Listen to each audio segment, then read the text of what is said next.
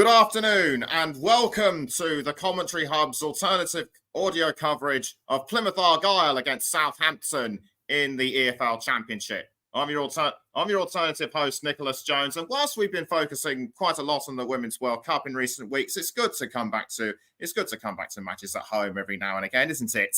And our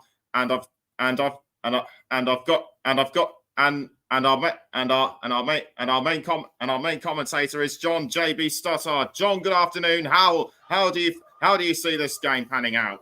Well, it's nice. First of all, before we go on about the game, Nicholas, it's nice to be back with you.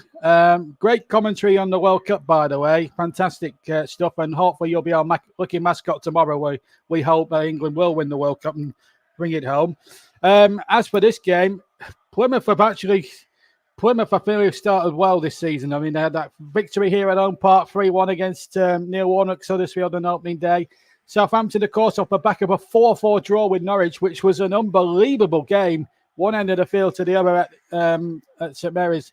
So it's hard to tell. But what I can tell you is, folks, that whoever wins this game today, for at least a couple of hours, will be top of the Championship. And wouldn't it be a lovely story if Plymouth Argyle, freshly up from the Championship under the great managership of Stephen Schumacher, went up as well, went up as top. It's still a long way to go in the season, but I really do think this will be a great game, Nicholas. Absolutely, for sure. Yes, that's right. And on paper, you'd expect Southampton to struggle because with Lavia and Ward-Prowse now gone, new talent will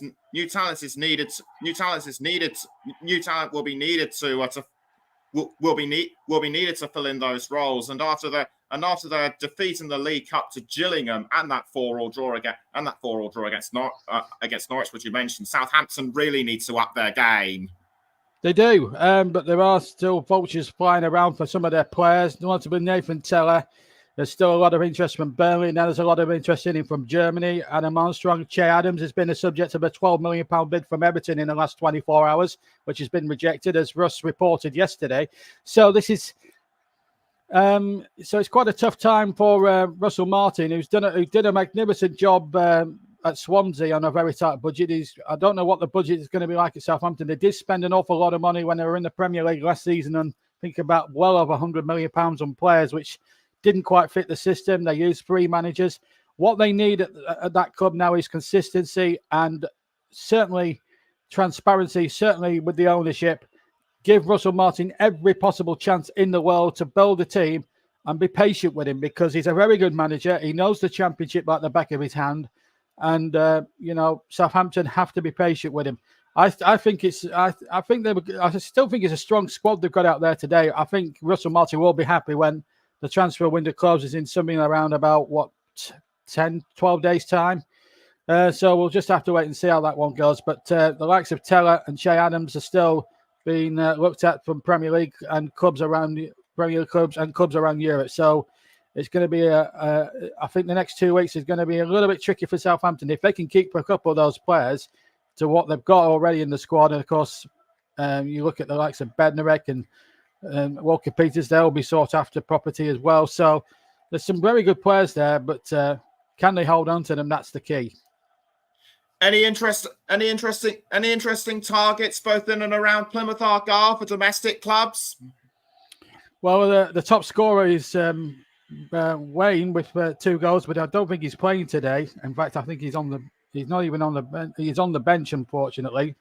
But one player that I do think is very good is Ryan Hardy. I think he's a very, very good player. And you look at the likes of Kundal and 1 or 2 others. But 1 or 2 of the, I mean, it's a couple of years since I commentated on Plymouth. Last commentated on them in an FA Cup tie against Sheffield United a couple of years back.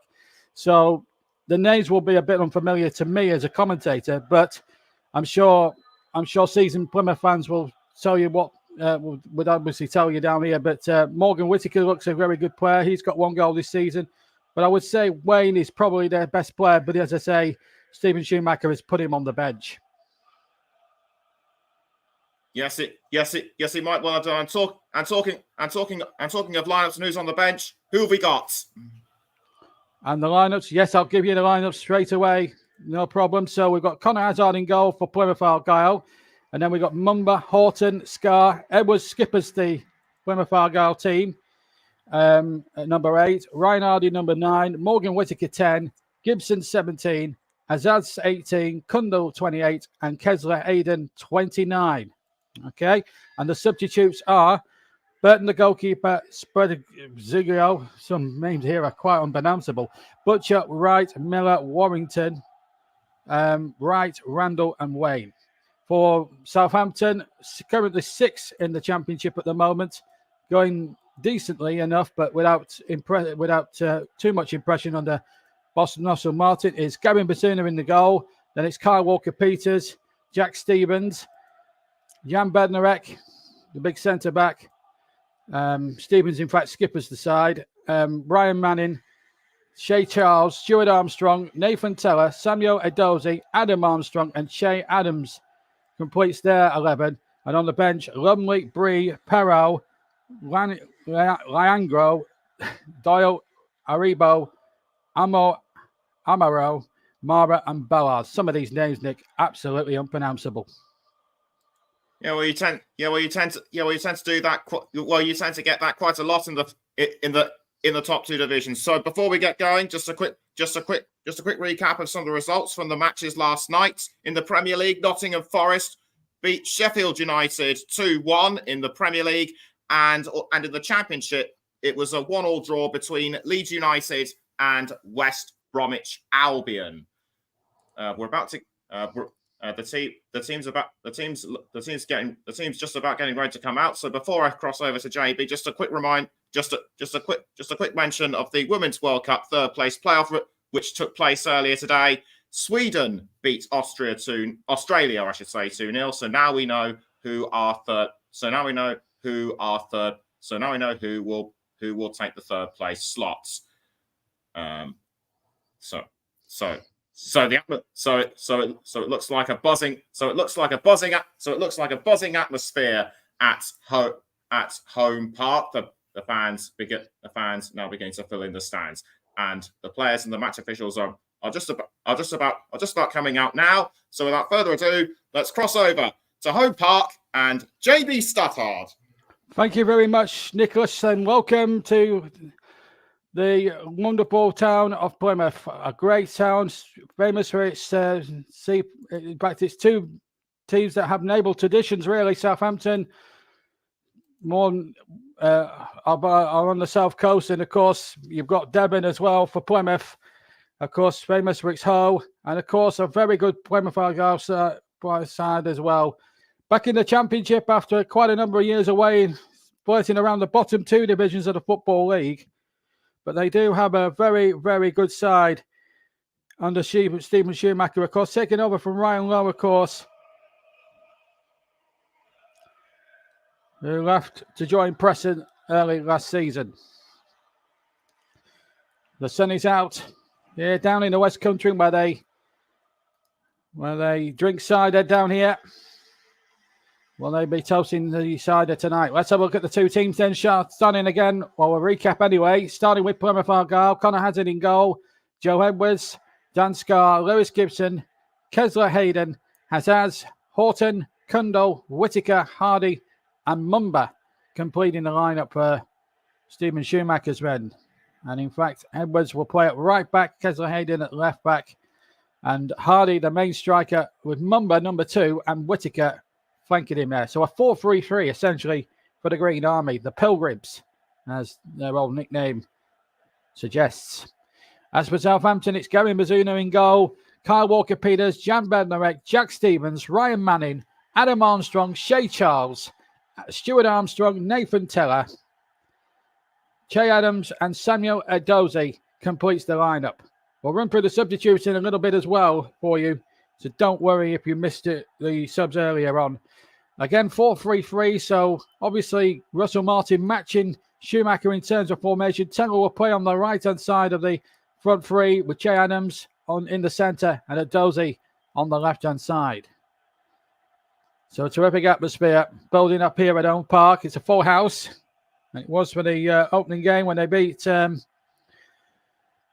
won 3-1 against Neil Warnock's hard-to-beat Huddersfield Town. Of course, Southampton have had their trials and tribulations, losing 2 key players, Chase Ward-Prowse certainly being one of them. You had that 4-4 draw last week against Norwich City where it could have gone either way. And then we had then they had that surprise cup defeat at Gillingham last week. So the players now looking forward to this game as well. This is Southampton. Looks like white to me rather than a little bit of teal.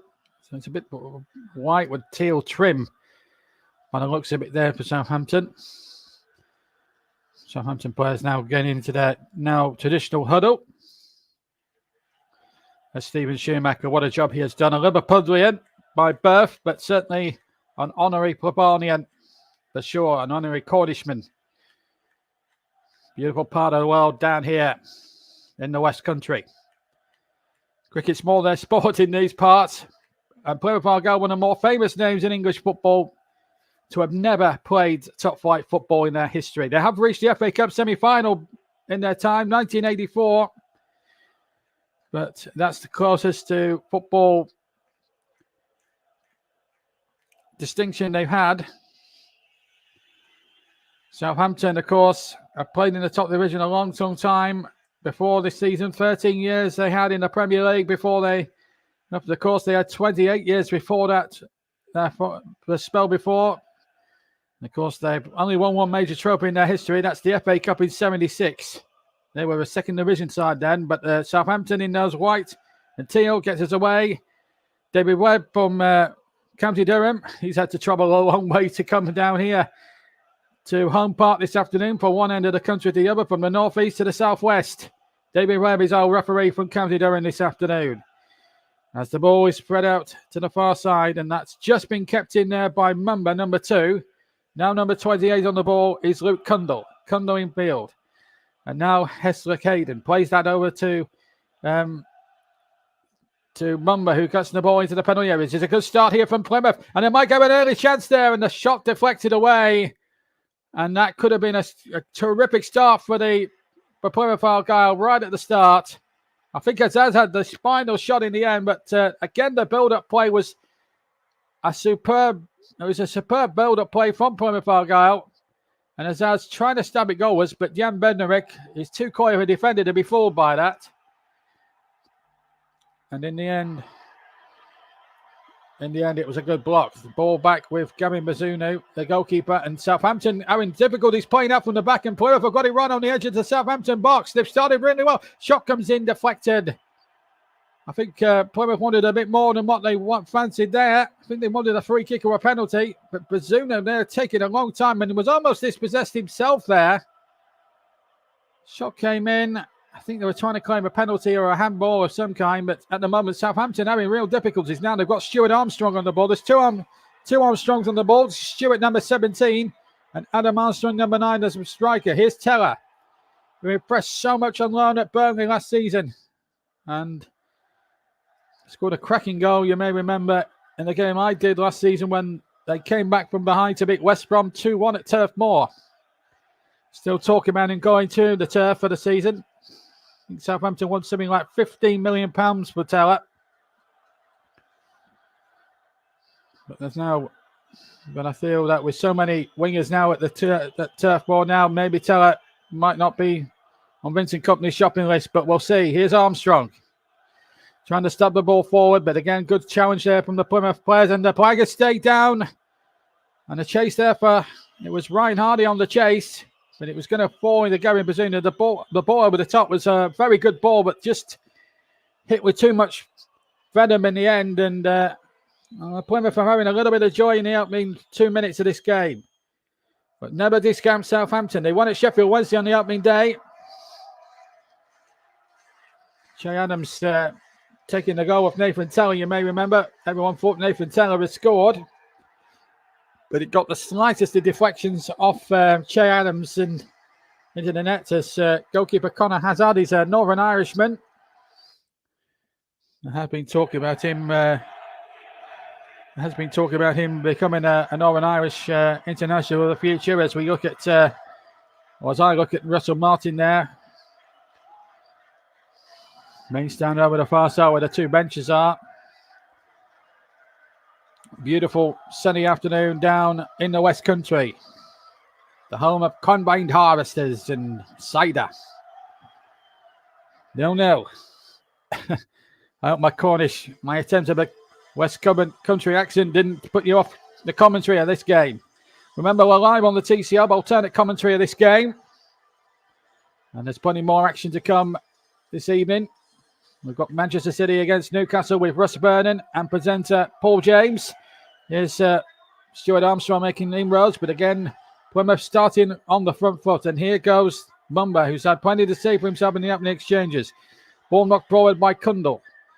But now, Benderek has, back to free kick has been given to Plymouth. By referee David Webb. Just to complete the officials, incidentally, the two assistants today, or the linesmen, if you want to go into older money, Robert Smith and Nigel Lugg, and the fourth official, Tom Neild. No VAR, of course, in the Championship, which, as a commentator, is quite pleasing, really, because you can debate things without the aid of a little bit of trickology at Stockley Park. We'll have VAR back when I go up to Weller Park tomorrow. Big weekend of football here on the TC Hub, incidentally. As I said, tonight we've got a big one in the Premier League. West Vernon, your Fox in the Box. They'll be linked by our presenter tonight, Paul James, as they cover at Manchester City Newcastle game. That's going to be a humdinger. Join them at around about 10 to 8 this evening, if you can, on all TCR platforms. And then the big one tomorrow with Nicholas. A terrific final in prospect, the Women's World Cup final. We kick the programme will start around about 11:15, or no, it might be a bit, they may get a bigger build-up to the final because there's England involved. England against Spain. Nicholas Jones, your Fox in the Box for that one. And Nicholas has been England's women's lucky charm for the last two championships so far. Let's hope it holds well tomorrow against the Spanish. And his finest commentaries came against the Spaniards when England took them on in the Euros last season, that dramatic quarter-final which went to extra time. And they had to come from a goal down to win, and one of Nicholas's finest ever commentaries, in my humble opinion. And then after all that excitement, if England win or lose, we'll be going off to Villa Park, where I'll be in situ to cover Aston Villa against Everton. One of the oldest top-flight games in top-flight history. That kicks off at around about 2 o'clock. And then at 4:30, Paul James will be commentating on the Chelsea game as well. So plenty to look forward to in the next 48 hours or so on the TC Hub and all these particular participating platforms, including JB Sports, Storm FM, TC Hub itself, and TC Hub 2. There's an injury here for number 3, Ryan Manning, signed from the MK Dons. Came with a little bit of an innocuous challenge by one of the Plymouth players. Plymouth, of course, wearing all green. Green Army is their unofficial nickname, but their real nickname, in fact, it goes back a lot of years, is the Pilgrims. Due to the seafaring that goes on in the city. And there's free kick there, as has the guilty party that time. Been going inside the Southampton half, mind you. They've taken it quickly and got it back to Bazuna, who, rather, they took it too quickly to referee Webb's liking. Now they've had to. So it was a bit of a false start there. So they're back running again. I just hope my voice can stand 3 games in way over 72 hours. Here's Stuart Armstrong on the right-hand side, hugging that right-hand touchline, but he's gone in field now on the halfway line. The ball threaded through to the centre circle. If you're just joining us, 8 minutes gone. Plymouth 0, Southampton 0 in the Championship. 12:30 kickoff. We've had just shy of 10 minutes here down on the West Country.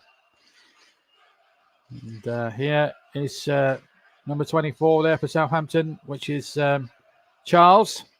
And it's a throw to Southampton, taken quickly by Walker Peters. Back to Charles, back to Walker Peters. He cuts in from the right-hand side. Again, patient build up there. Teller has a touch. Here he is now. Nathan Teller. A lot of Burnley fans. Still wanting back at the club after what happened last season. I think Southampton might have something to say there. Stuart Armstrong absolutely poleaxed there. Now 10 yards outside the area by big number 6 there, Dan Scarr. And it will be a free kick to Southampton just to the left of the D. It was a crunching challenge there by Scarr. I think if it had been later on in the game, I think Scarr would have picked up a booking. Because they've had less, no, he's going to get the booking. It took referee Webb about a minute there to work it all out. I thought it was just going to be a stiff talking to, and that was about it. But I think it is a bookable offence, in my opinion. It just so happens that it took the referee about 5 hours to get round to booking him. Anyway, free kick. 9.5 minutes gone on all TCF platforms. We're still waiting. Armstrong's still poleaxed on the ground, but he's getting up to his feet, I'm pleased to tell you.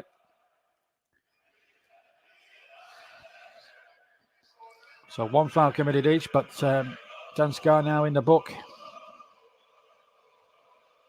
A real opportunity now. David Wemming actually is in a fluorescent yellowish green refereeing outfit. I would say yellowish. Obviously, you don't want to. I should tell you that Plymouth are in dark green. And Conor Hazard in an all blue goalkeeper's kit has got some sorting out to do in the wall. There's 5 in it, plus a man lying behind it in case Stuart Armstrong tries to hit it low. And the Manning is there too on the scene. And I fancy it's going to be Armstrong with the right foot. It is Armstrong with the right foot, and it's straight down the throat of Conor Hazard, who held onto it well. I think it was dead central, really, which made it easier for the Plymouth goalkeeper to take. Yeah, it was just going a bit too dead central there. Wasn't going down as the great Jeff Boycott would say in cricket, the corridor of uncertainty. And it was an easy save in the end for Hazard. Or for Hazard, I should say. Don't want to get him confused with Eden Hazard. Or Forgan, for that matter. His younger brother. Eddie's younger brother, of course. Hazard is a Northern Ireland, plays for the Northern Ireland under 21s, of course. Adam Armstrong, the top scorer with 3 goals. Got he got a hat-trick last week against Norwich. Certainly got a couple, I think, against Norwich last week in that 4-4 draw. But there's a great feeling around Home Park at the moment. Champions of a very competitive League One last year, which included the likes of Sheffield Wednesday, Bolton Wanderers, and Ipswich Town amongst teams. And so to come out of that league top of the pile was a great achievement for Plymouth Argyle, considering their budget and everything else that goes before it. Of course, Stephen Schumacher's first objective really is to 50 points. 12 gone, 0-0. Southampton will be expected to be in and around that top 6 area at least this season.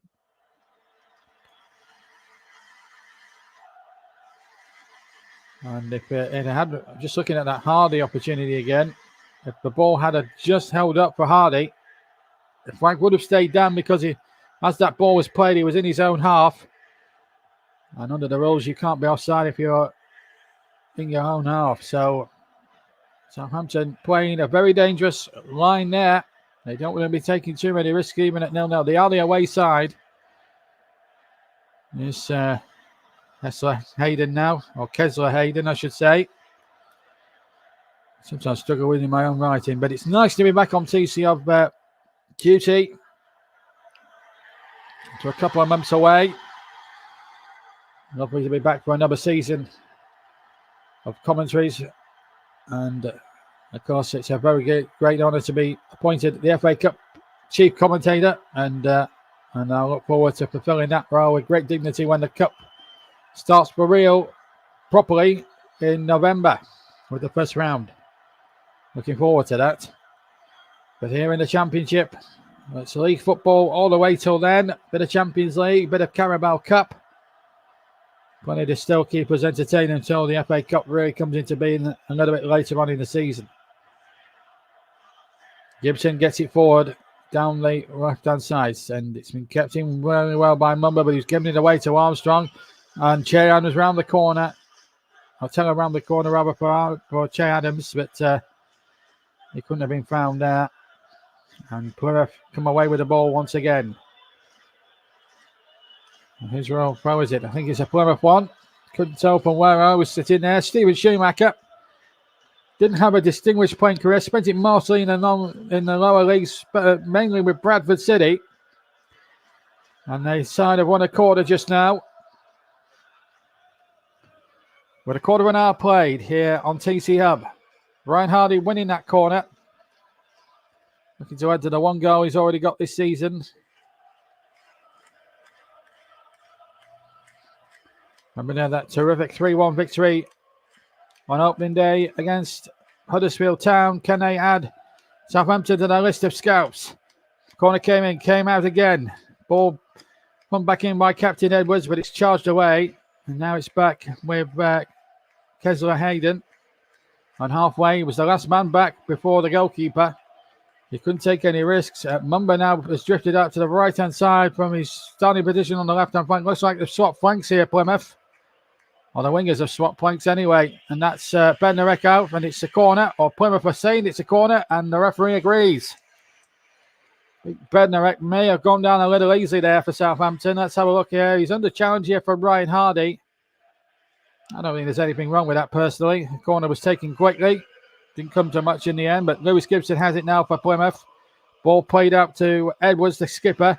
Infield once again to Azaz, who's had the best start chance so far. It's not been a game that's ignited just yet as a thrilling end-to-end game. But I think there's a good game in the making here if both sides can really stick to their attacking principles. Both, as I say, going 4-3-3 in formation, so they're matching up to each other. It's always the case now when you see or you watch football, games of football now. Obviously, the managers these days, they put a lot of preparation. If you watch behind the scenes documentaries, you see how much work managers put in at all levels, may I add, not just a Premier League level. Ball played into the penalty area. Teller went for it, went down. Don't think there was going to be a penalty given in a month for Sundays, quite honestly. And the referee, Webb, was quite happy. I was quite prepared to play on at that point. And there's a bit of news coming in from Ross Byrne that Philip Coutinho could be moving to Qatar. Be a big blow for Aston Villa. They've drawn Hibernian in the Conference League playoffs. So a bit of an England-Scotland thing. They take as Southampton go for a goal here with their top scorer Stuart Armstrong, but it's Adam Armstrong, I should say. And it's behind for a goal kick. 16 goals still 0-0. But Aston Villa have drawn Hibernian of Scotland. And they played that first leg, of course, on Thursday night at Easter Road. With a return at Villa Park a week, some 8 days later. In fact, they play on the Wednesday, I'm told, rather than the Thursday. And then they play the next Thursday. Oh, what about that? That was a poor ball, and it's straight to Che Adams here. It's thankfully for Plymouth, it's held up in the corner of Codrent, and in the end, Gibson hooks it out for a throw-in. That could have been even more. That could have been a lot more trouble than what it was in the end for Plymouth Argyle. But it is a throw to Southampton right down by that right corner quadrant. Almost in line with it. And it's going to be a throw for Walker Peters. Thought he might have launched it into the Plymouth area. Walker Peters again down by that near corner quadrant. Now what's he want here? Throw in? Oh, corner. Throw in it is. Stuart Armstrong let it go between his legs and then kept possession. And another throw. Walker Peters again to take it. Level into the edge of the Argyle 6-yard area. 18 played on all TCL platforms. It's Plymouth 0, Southampton 0. Don't forget our Twitter handle. Commentary Live 1 is the Twitter handle. If you want to follow us on Twitter. And if you want to follow me and Nicholas on Twitter, I'll tell you his Twitter handle as well, if he doesn't mind. Nick Life it's at Nick Life is School. That's Nicholas's Twitter handle. And mine is JB at JB Sports 11. Here's Hardy now for Plymouth inside the Southampton area. Paul back across, a real opportunity. Went begging in for Plymouth Argyle. I thought Hardy might have had the shot and tried to test Bazuna there, but well, that's a real opportunity wasted maybe for Plymouth Argyle. Maybe he should have gone across the keeper there towards the right-hand corner. And it was a big opportunity here for Hardy. Played the ball across. There were two green players, dark green shirted players coming forward. But it came to nothing in the end. And, well, there we go. I'll just remind you of the Twitter handles from myself and Nicholas. Nicholas's handle is at Nick Life is Cool. Yep, it's a cool Twitter handle, that one, I have to say. Life is cool sometimes. Offside against Hardy. Mike was struck straight away. And my Twitter handle is at JV Sports 11. So if you want to follow us both on Twitter, you're more than welcome to do so. Stephen Schumacher. As I said, he hasn't had a too much distinguished playing career. I remember him playing for Bradford in League Two for a few years. His playing career has basically been spent mainly in Leagues 1 and 2. This is the highest he's ever been in his footballing career, neither as a player or a manager. As Mumba makes a break down the left-hand side. Cuts inside now. Mumba will have the shot. Charged away by three Southampton defenders in white and teal. And it comes away once again. Walker, number 29 now, Kesler Hayden. I nearly said Walker Peters. So many double barrel names in football these days. It's hard. It's really difficult. Oh, it's really easy, rather, to get them mixed up a little bit. As Hazard now kicks away down the field. One kick forward, but well, it's been a decent 20 minutes so far. I think the blue touch paper still yet to be let as a spectacle, but it's not been a bad game by any stretch. It just needs one moment of genius. I mean, we certainly got that at the City Ground. If you're listening to JB Sports exclusive coverage last night of the Forest, the Nottingham Forest game, it was certainly a great game of football. You feel like it's two good football. Oh, Taylor's got in behind. The flag stayed down. Taylor inside the area, loses control. And then Walker Peters goes down. David Webb doesn't want to know. No penalty and no VAR. So if Southampton wanted to overturn it, they can't. Referee decision is final in the Championship. Mumba and Walker Peters are both down on their haunches. Both up on their feet. Now, let's see. It's Taylor there. And as you can see, well, let's have a look from the other angle. I'm just looking now. It goes through the back of him. I've got to say, it's in the bracket of sin and given. Gets none of the ball. Mumba. That's very clumsy. And David Webb probably, potentially, has missed one there. I think that's a Southampton penalty, in my humble opinion.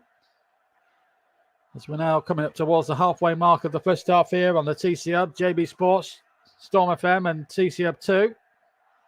Oh, the goalkeeper, Hazard, took it was half Hazard. It was half Hazard, really, from Hazard, if you pardon the pun. It really was. But he got away with it.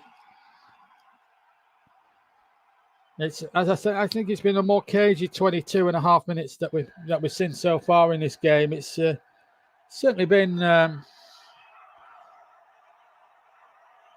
brilliant. And I'm just hearing that Everton are in talks with Che Adams. This could potentially be Che Adams' last game for Southampton, which would be a big blow to their promotion hopes. I'll just break off for a second because Plymouth have got an attack on here with Mumba now, just to the left of the D. Ball played in there towards number 10, Morgan Whittaker, who can't keep it in play, miscontrolled it, and it's gone for a Southampton ball. Goal kick to them, 23 gone, still 0-0 incidentally here, if you've just joined us. But I've just been hearing Russ, our mole, has just been he's not technically a mole, but he's our source. And I don't mean HP or Heinz ketchup. But Russ's sources have been telling us that Che Adams is in talks with Everton. Everton on the lookout for a new striker. Of course, they've got Calvert-Lewin out injured.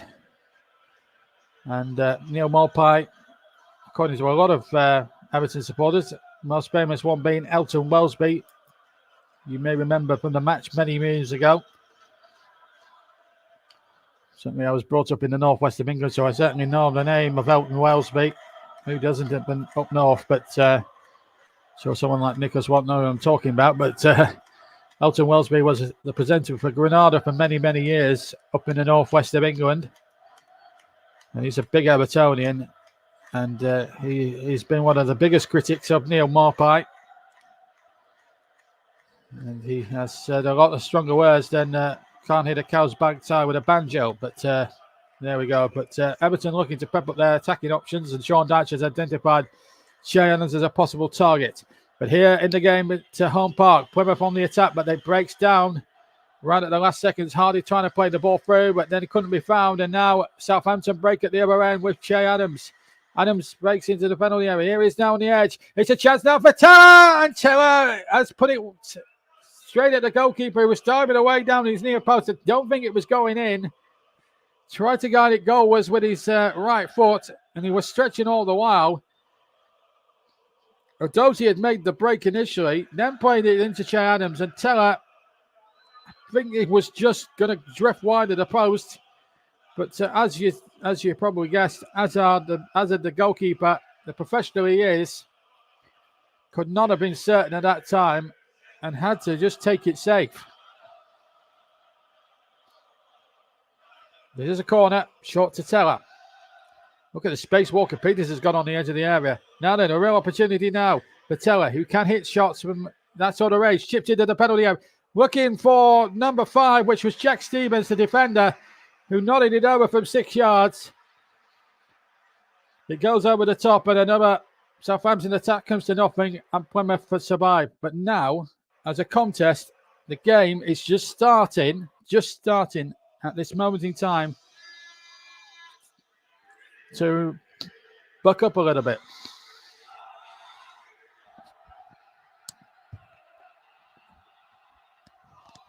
Big coffee down here on the south. Make too bad a brew down here in down south, even if it is a bit pricey. Maybe it's my northern prejudice coming to the fore, but it's a lovely place though, Plymouth, I've got to say. I've been here a couple of times. It's a lovely place to be. Is Mumba, and it's certainly the feeling I get from the city so far. The atmosphere in the city is a good one. Free kick against Nathan Teller. Just the one booking so far. That was to defender Dan Scar of Plymouth. That's another foul, so a free kick again, and it's Teller. That's two in about 30 seconds that Teller's committed.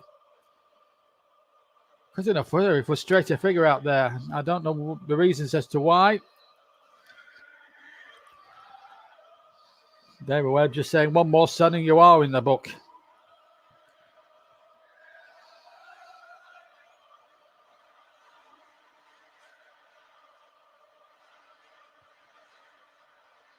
Him and Mumba are having a right battle royal there. That was the first part when he pushed him over. So I seemed surprised, but it looked clear cut to me. You can't fool the commentator, Nathan. 0-0. If you're listening to us here on the TC Hub, nice to have you with us. If you're listening likewise on JB Sports and Storm FM as well, and TC Hub too. Once again, it's nice to have you with us. We're also on Twitch as well. Don't forget, the bigger good afternoon to our Twitch listeners.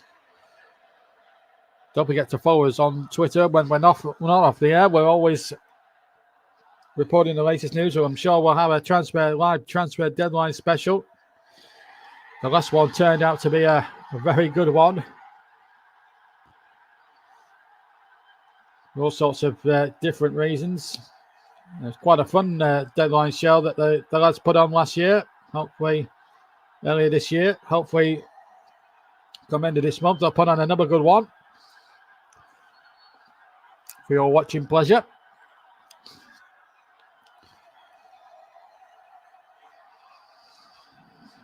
Last time out, it was Mike, Paul, Russ, and Luke in the starring roles.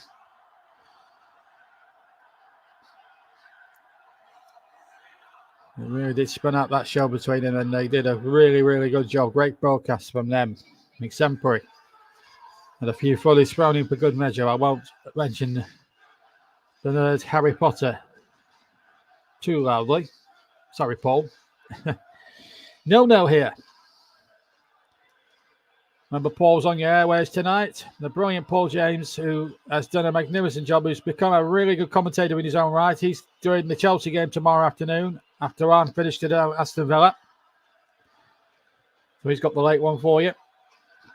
He's also presenting the late game today in the Premier League between Manchester City and Newcastle. A real marker to see how Eddie Howe's team shape up to Manchester City's team. They were completely ruthless at Burnley last week when they put 3 past my guys. And despite the fact Burnley actually played very well in the game. Burnley, incidentally, don't play today. A game against Luton has been called off for the time being because Luton haven't managed to bring their Kenilworth Road Stadium up to standards. Meanwhile, free kick to Plymouth and a yellow card for Stuart Armstrong. There are 2 Armstrongs in the Southampton 11 today. It reminds you of the 2 benches while we've got a chance. Half an hour play, still 0-0. So it's Burton, Guezzero, Butcher, Wright, Miller, Warrington, Wright, Randall and Wayne. For Plymouth, for Southampton, Lumley, Bree, Perro, Kango, Doyle, Haribo, Ame, Amara and Ballard for Southampton. Again, struggling with the double-barreled names. 31 gone. 0-0. Game just starting to come to the boil ever so slightly now. But thus far, nothing to indicate what might happen here.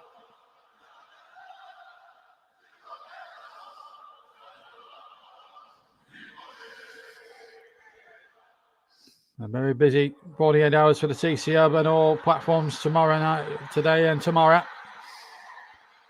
Offside against Che Adams. Free kick to Plymouth.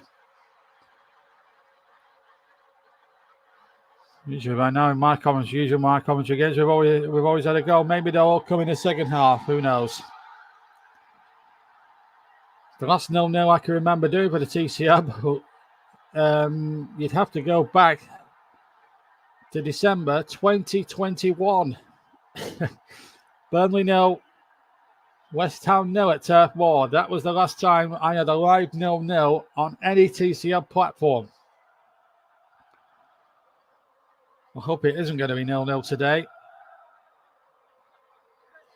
Plymouth easily could have won down at Watford last week. They had 3 opportunities to pounce on mistakes by Daniel Backman in the Watford goal last week, but he couldn't take any of their chances.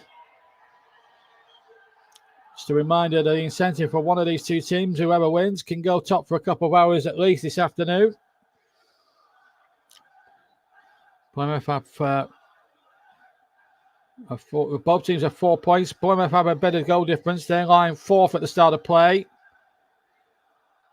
And Southampton lying 6th. They're both in the playoff zone at the moment at the start of play. If Plymouth win, they go top. If Southampton win, they go top. That's the incentive now. Here's a chance for Plymouth inside the penalty area for Kessler Hayden, and he wins a corner. Good move down the left-hand side, involving Rumber again, who's had a lot of things to say for himself in this opening half an hour or so. Inside the last quarter hour of the first half, incidentally, plus any injury and stoppage time, which could be anything now this season. So another corner then for the Argyle. Into the area it goes. It's a deep and floated corner. Very good. And Edwards now picks it up on the far side up against Teller.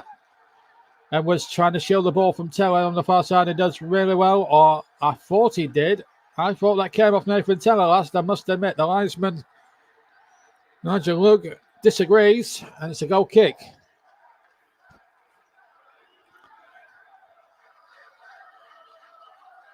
Southampton fans away to my left-hand side here at home park. And if we get a breaking play, I want to tell a little story about when Pele visited home park back in 1974. And it's a good story to tell as well. So as soon as we get a big breaking play, I'll tell you all about that. But here in the modern day, it's Southampton on the attack and no penalty. Edwards just stood his ground there, to be honest with you. And Samuel Edozie still on his haunches there. David Webbs has had to stop it at this point. Well, I have to say, again, that's in the bracket of sin and given. Looked like a push to me, but penalty not given. Well, whilst we've got a breaking play, let me tell you about this Pele story, and it is a true story. It was a friendly game back in 1974. Pele, by then, was seeing out his career with Santos of Brazil, and Plymouth invited him down to play against them here at home park. And if you don't believe me, you can find it on YouTube. There's film footage of it from the archives of ITV. But yeah, Plymouth actually won the game 3-2. Pele did score in the game, and there must have been about 40,000 on that night, all the way back in 1974. There you are, nice little story. Pele did actually play here at home park once upon a time. 10 minutes to half time here in the present day. Plymouth Argyle 0, Southampton 0. Both, either one of these two teams with a win can go top of the championship. So a terrific incentive here down in Cornwall today.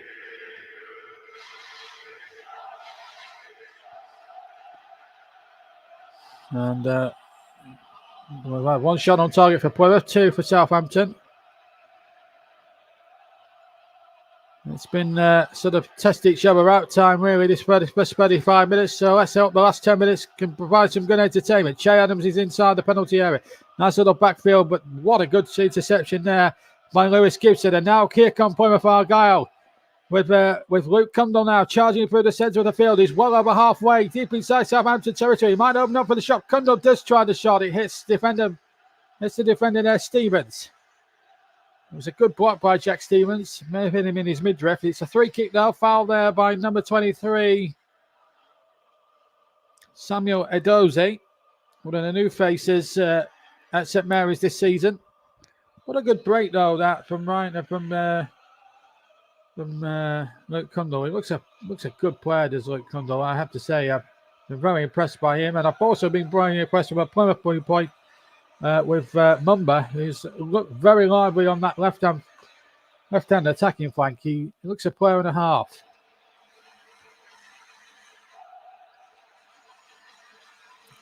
Those are my impressions, of course, and I've got to choose a player of the match. And of course, this season, the player of the match, as been the previous 2 seasons that we've been running this commentary hub, is kindly sponsored by Barry Swain's Commentary Services. And we thank Barry for his constant support of the Player of the Match award on the TC Hub again for this season. Thank you, Barry, if you're listening. 0-0 here. JB, John Stuttard, your match commentator. Don't forget, we've got Nicholas Jones with the halftime show. There's quite a big divot there in the centre of the park there, I'm just seeing. Players will have to be watching themselves, certainly with the footwear. There's 1 or 2 divots all over a little bit over the pitch. Don't worry, there hasn't been any moles in the pitch. It's just players sliding in. Have they got the right studs on for the conditions? It looks a good pitch, actually, despite 1 or 2 of the divots there, which Walker Peters would do well to avoid. Right down below me. Here he is now on the ball. It's been a very good first half. Stevens gets it's Ryan Manning away on this far side. Back to Stevens again. Here's Jan Bednarek, the real Southampton stalwart. He's been at the club at least 6 or 7 years now. Here's Adams trying to thread it through to Stuart Armstrong. And to Adam Armstrong as well. Ball threaded back there to Connor Hazard, who kicks away down the field. Now then, the opportunity now, Hardy on the chase, but the ball through towards him was way over hit. And it was straight into the arms of Gavin Bazunu. So at the moment, it looks like a point apiece from this one. And the first half really hasn't lit the blue touch paper as we hoped it would be here down in the West Country today. 6 minutes plus any injury or stoppage time play here at Home Park in this first half. Still no goals. Chances, to be fair, have been probably at the Broom. The best chance I would wager really was Nathan Teller. But even then, that effort was drifting wide, although the goalkeeper wasn't to know. As Adam Armstrong tries to break inside the penalty area, but again can't be found now. A chance here now for Azaz to really get Plymouth on their way here. Plenty of support left and right as well. Inside the penalty area they go. Paul pulled back, and it was a good run there down that far side by Morgan Whittaker, which caused one or two troubles. And behind for a corner to Plymouth Argyle. The Pilgrims now standing a knock on the door. As they attack the Bond timber stand away to my left-hand side. Don't worry, it's not full of timber. Not built of timber, it's built of 100% concrete. The ball comes into the penalty area. Easy save there for the goalkeeper from the header at the back post. So 5 minutes to play of the first period. Still no breakthrough in the terms of the scoreline, but plenty of endeavour and plenty of good action, but nothing to excite at the moment. Here's Stuart Armstrong from Teller's pass, and they've got a corner out of it, Southampton. Conceded by Joe Edwards, the captain of Plymouth. Number 8 he wears. Wonderful atmosphere here, as it always is. A sea of green and a bit of red and white away to my left as well. One of the most colourful stadiums. You'd have to put it up there with the likes of Carrow Road in terms of colour and all that sort of thing. So a corner down the right-hand side of the ground to Southampton, who will attack their own fans in the second half. Playing from right to left, remember. Here comes the corner, in from the right-hand side. Header one, and I think there was a bit of pushing and shoving going on. Referee Webb wasn't interested in it. What's he giving here? Yellow card has been given to one of the Southampton players. I think there was a little bit of pushing and shoving going on there. Handball it was. I think it was a Dozy trying to do a Maradona and punch the ball in the back of the net. Good spot that from David Webb. And I think that's a very, very good decision. In fact, it was Shea Charles rather than Edozie who got the puck in. Shea Charles trying to do his best impression of Diego Maradona of 86.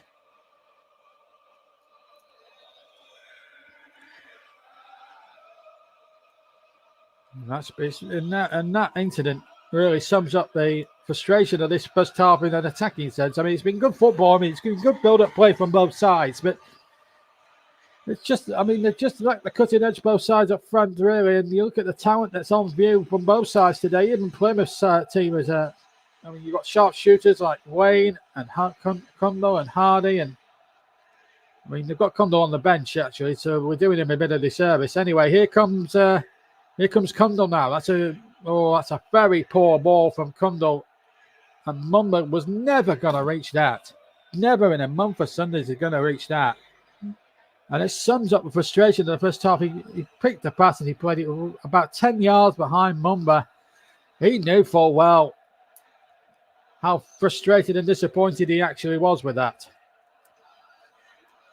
And that has been the frustration. The build-up play has been there from both sides, certainly in the midfield area. It's been that end product from both sides that's lacked in this first 43 minutes. Now then, Aziz, can he provide something here? Aziz does well. Now Mumba's inside the area. Real opportunity now for Hardy. He tries to turn inside the penalty area, but again, good defending from Southampton. It really has been in this first half a combination of good Southampton or Plymouth defending, and a lack of cutting edge from both attacks inside the penalty area. And it just hasn't dropped to anybody, really. It was Luke Cundle, in fact, who tried to turn. I do apologise if I get one or two of these Plymouth players mixed up. It's been two and a half years since I've covered a Plymouth Argyle game. The first one I've covered for the TCF for a long time, but so I'm bound to be a bit ring rusty. And of course, the Plymouth teams have much changed one from the one I covered in the Cup against Sheffield United a couple of years back.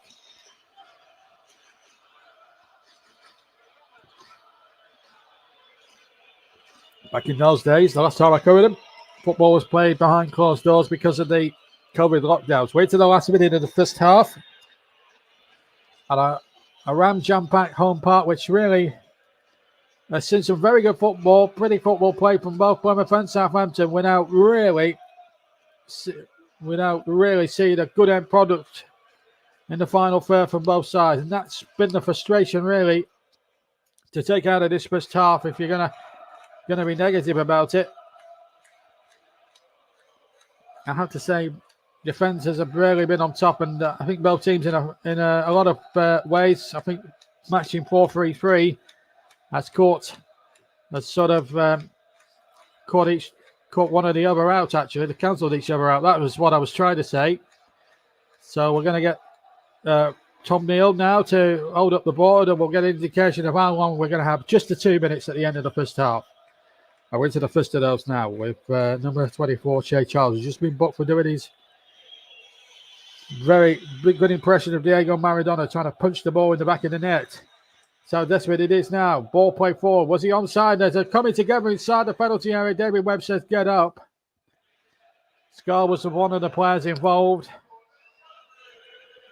And I'm guessing Che Adams was the other.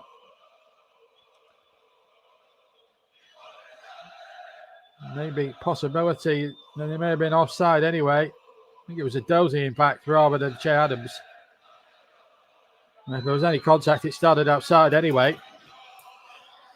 Looking at the replay.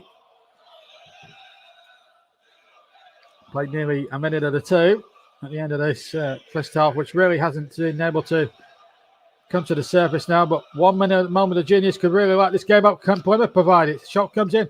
Another shot there from Hayden that hits his own player, in fact. Hayden, to his credit, has kept it in on the left-hand side. Kesler Hayden turns inside. Kesler Hayden with a shot and just over the top of the crossbar. Terrific effort from Hayden. He said he got a deflection. I don't think the referee agrees, but this is what we wanted to see all game. Somebody prepared to take the game by the scruff of the neck, take responsibility, have a go, even from outside the area. And it almost came to fruition there for Plymouth Argyle. Still 0-0 here. Both teams with a win. One of them with a win could go top of the championship. At least for a good couple of hours at least, if other results don't go for them.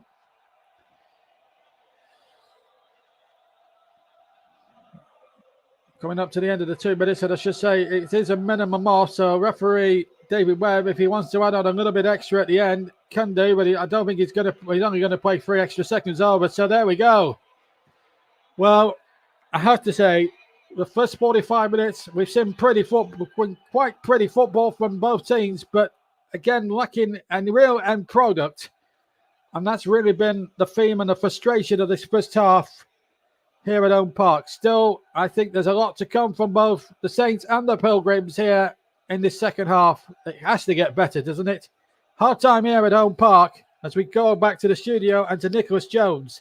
It's Plymouth Argyle 0, Southampton 0. Thanks, JB. Like you said, was an intense first half. It was bit cagey in some places, but Kane Kesler Hayden so close to scoring, and back in the squad after missing the last match against Watford with a foot injury. Not bad, eh?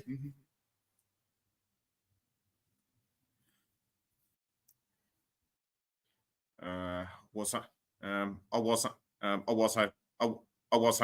hoping to ask JB that question, but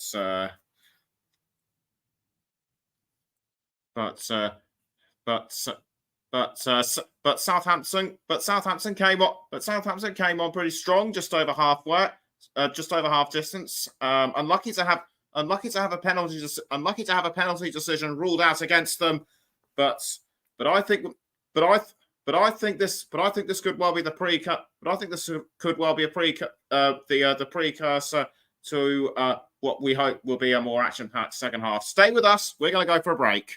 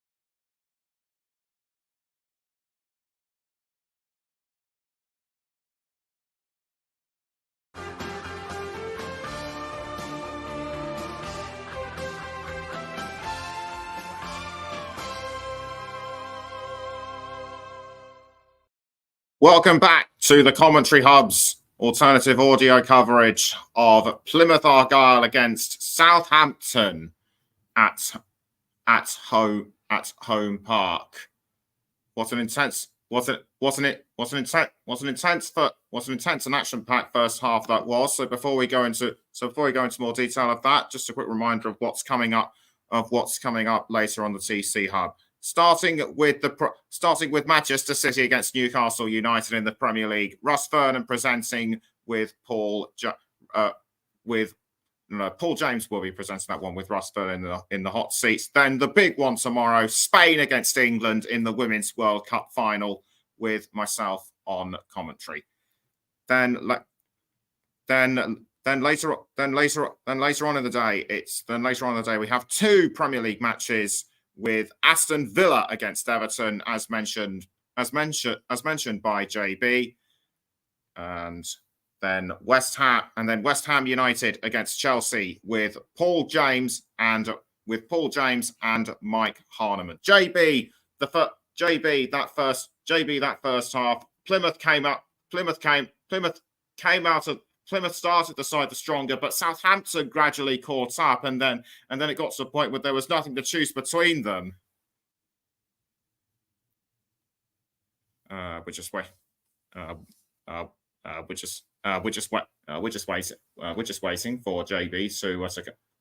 for JB to come back on. And yes, I'm back. Okay, so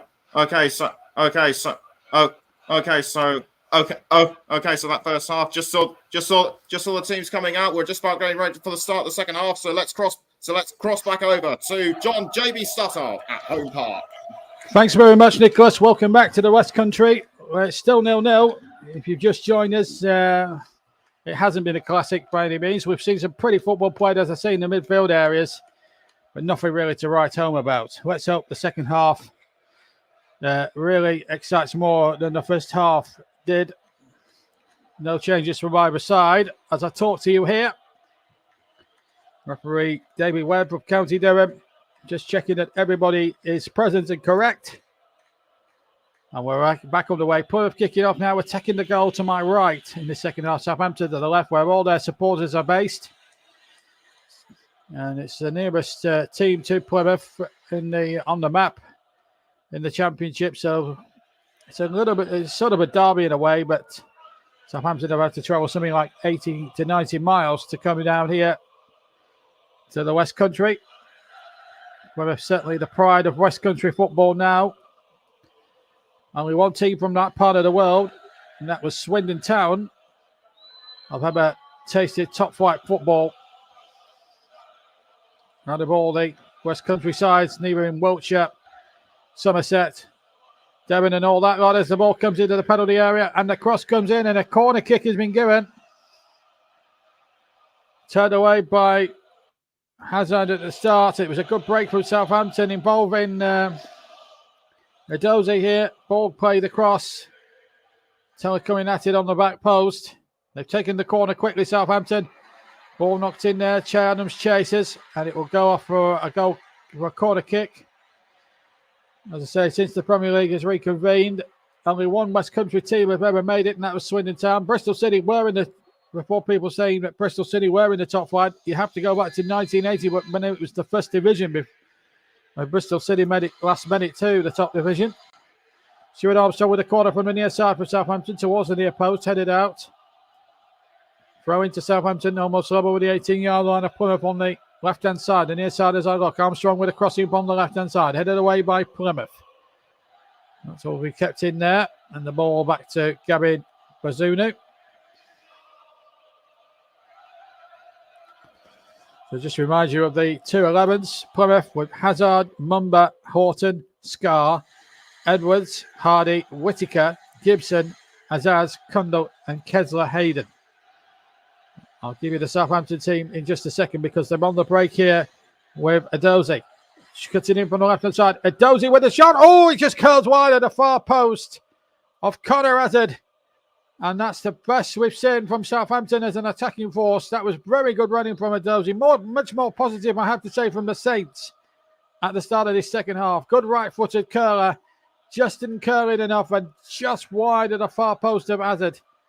You will be very relieved to see that one go wide of the target. Still 0-0. Plymouth have possession. The ball forward again.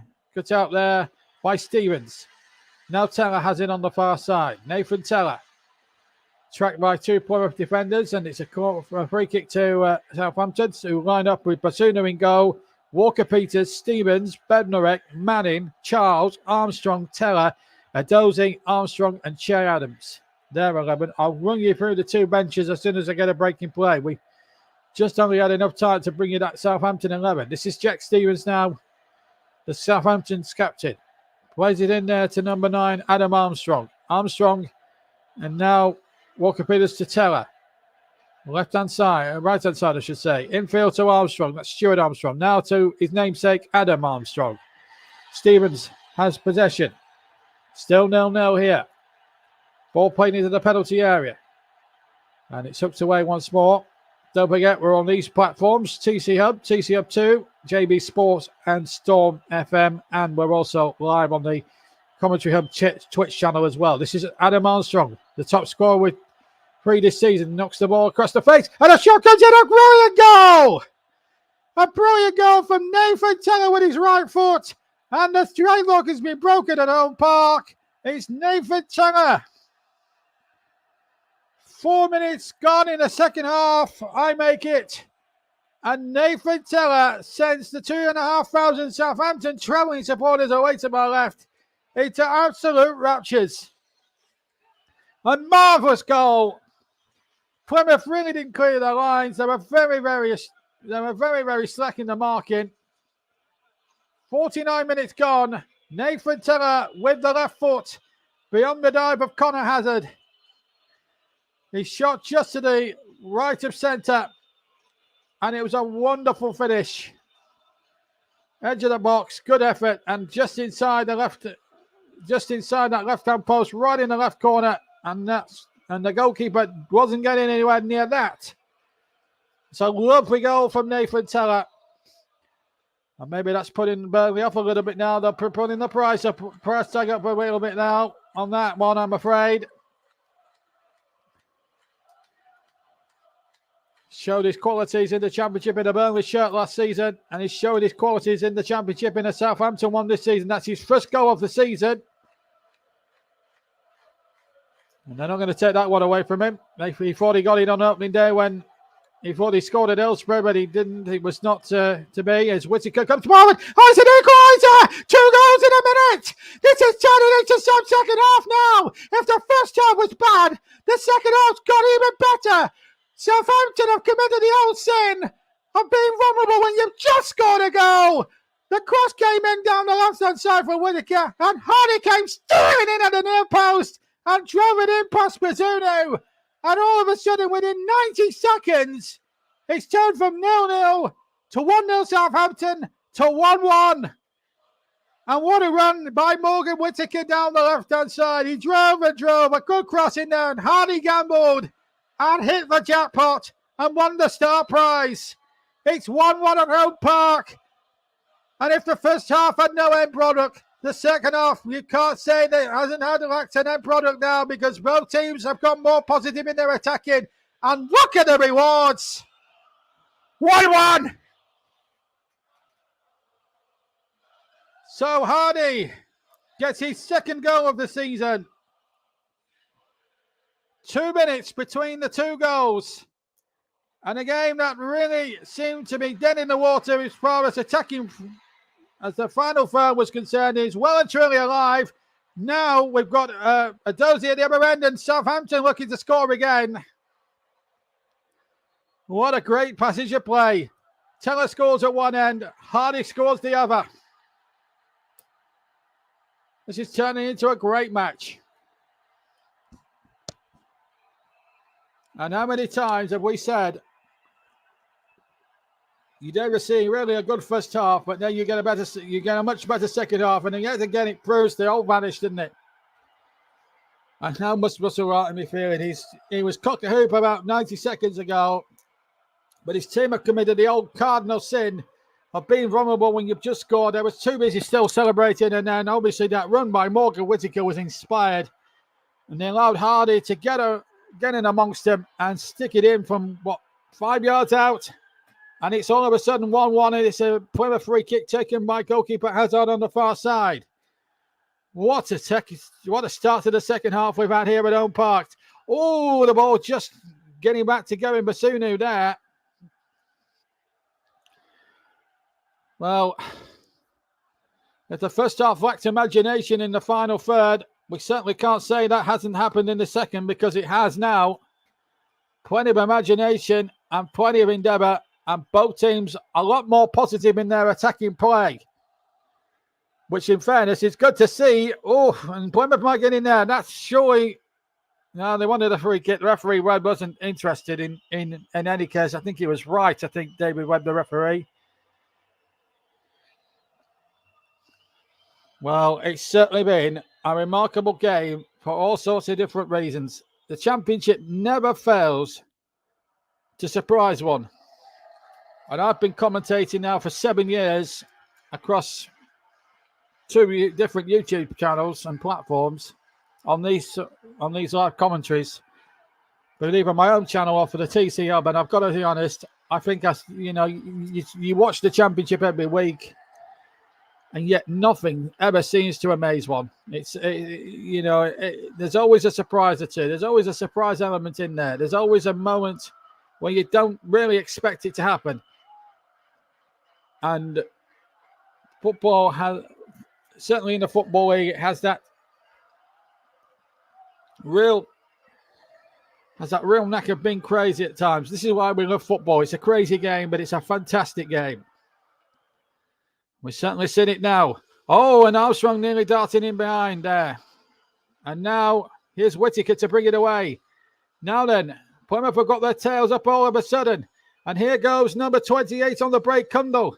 Just muscled out of it there by Adozi there. Used his muscle now. Walker Peters, he's got Teller on the elbow up on the right-hand side. Will he use Teller? He will use Teller. Teller with a first-time cross, deflected. Another corner, this time for Southampton. It's end-to-end stuff now. If the first half was a bit tentative, the second half is far more open and has made for a much better start. 55 gone, 10 minutes gone in the second half. A second half that's, in the first 10 minutes alone, has had everything you could possibly want. 2 goals within 90 seconds and lots of attacking throws and spells already. And there's still another 35 minutes of this to go. Maybe they will keep the pace up after all. A gamut of emotions already in the first 10 minutes between the two sets of supporters. It's there for all to see. It's Southampton corner towards the near post. It's flicked on. Headed away from the 6-yard box by a Plymouth defender. Walker Peters picks it up on the right-hand side. Again, the crossing up on the right-hand side. And the goalkeeper was almost caught there. And it was a good job that he was... It was a good job that he kept his eye on the ball there. Stevens had gone in there and he almost fooled the keeper. And he had to turn it away. Well, I don't think it's going to be the end of the scoring somehow. The second half has just been unbelievable. Here's Stuart Armstrong with the corner from the left-hand side towards the far post and header one, but it's straight into the arms of Connor Hazard. He must be the most relieved man at Home Park right now.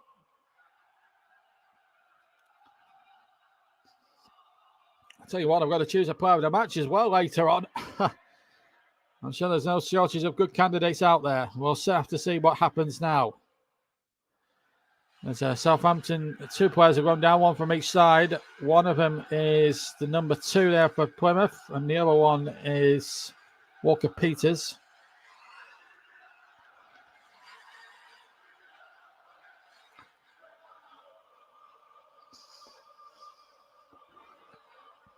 Okay, a second, I will give you the 2 benches at the moment. No substitutes being used, and then, Plymouth have got on their bench Wayne, who's the top scorer, or is the he's the joint top scorer now because obviously Hardy has equalised, and that's his 2nd goal of the season. So, and here he goes on the chase again. Hardy might get there before the keeper brings him down. Sure, upon a penalty. It has to be a penalty for Plymouth.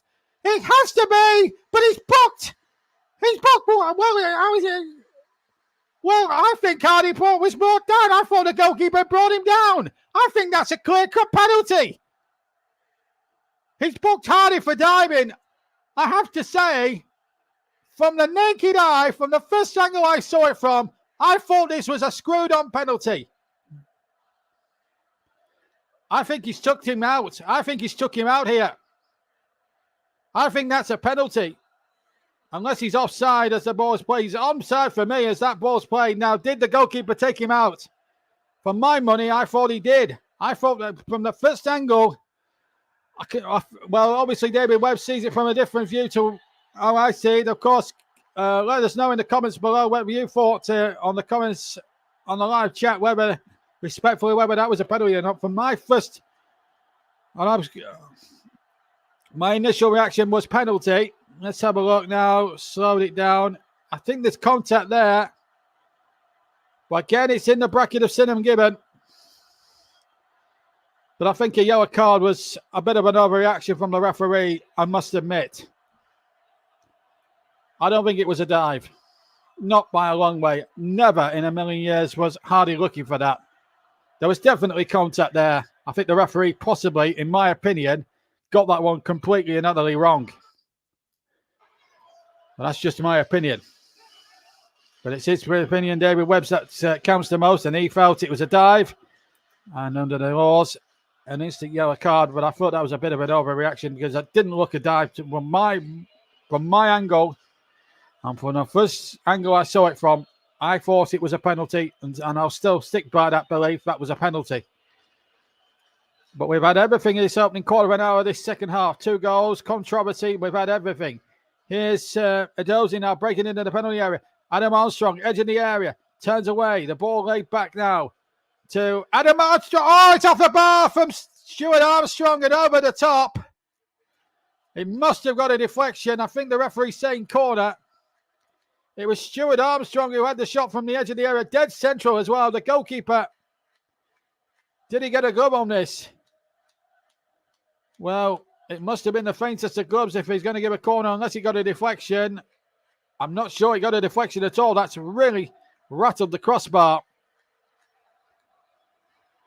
I think, by the looks of things, I think he has given a goal kick. There's going to be a substitution now on the hour mark. Plymouth, I think, need to get the fresh legs out there on the field.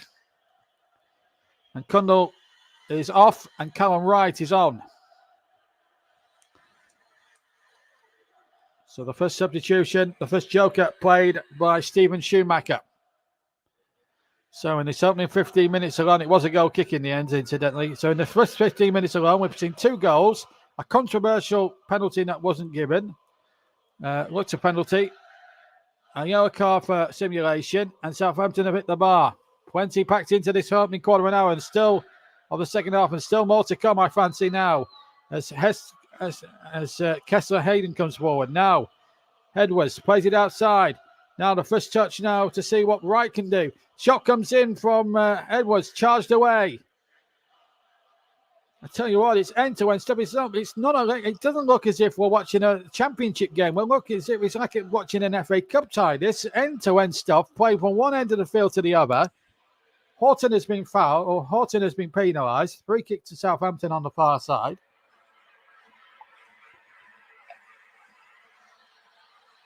Southampton yet to make a change, incidentally. And the previous 92 matches between the two sides, Plymouth actually have the upper hand and all-time head-to-heads in any competition, league or cup. They've played 92 times over the years. They've won 34 games, Southampton 32, and 26 of them are being drawn. At the moment, we're looking towards draw number 27. If it stays the same here, I've got a funny feeling it won't stay the same here.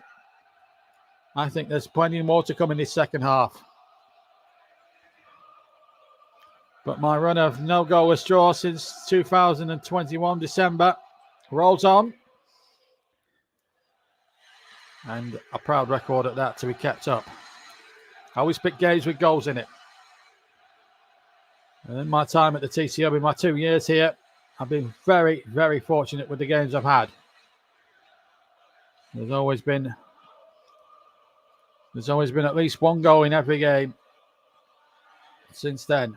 And that was the 0-0, ironically, at Burnley, of course. Well, the bandwagon rolls on. Let's hope Aston Villa and Everton, which I'm covering tomorrow at Villa Park, will provide terrific entertainment.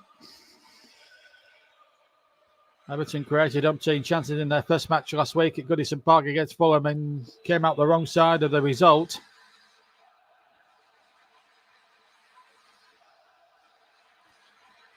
Free kick given to Plymouth. Mumba fouled. He's had a bit of a mixed bag as Mr. Webb from County Durham. As I say, he's travelled a long way today, our referee.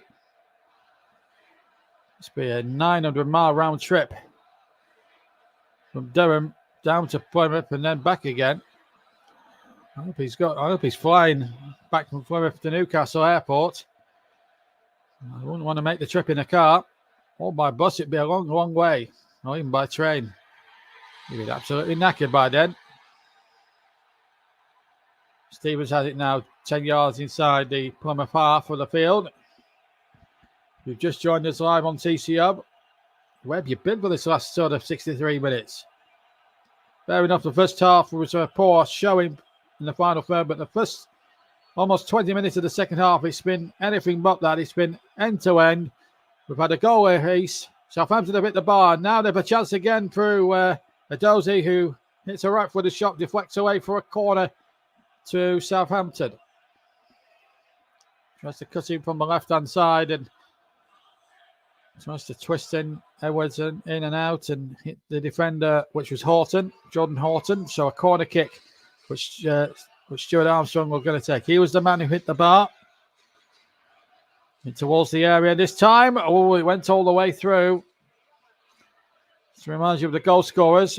Nathan Teller broke it up with a terrific goal from outside the penalty area, right-footed. Just to the right of D. Left-footed, rather, just to the right of D to give Southampton a lead. But then some 60 seconds later, it was cancelled out by a wonderful run down the right-hand side by Morgan Whittaker, number 10. And Ryan Hardy poached a sink from 6 yards at the near post. Pounced in to whack it past Bazunu to make it 1-1. And claimed his second goal of the season. Teller's goal, that was his first goal of the season. He thought he got one at Hillsborough, but Che Adams took it away from him, thanks to the Juvia's Goals Committee a fortnight ago at Hillsborough.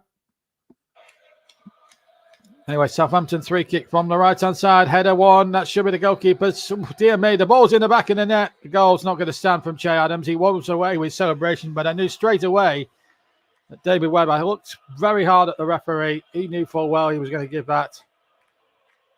And also, I think there was an offside possibly there.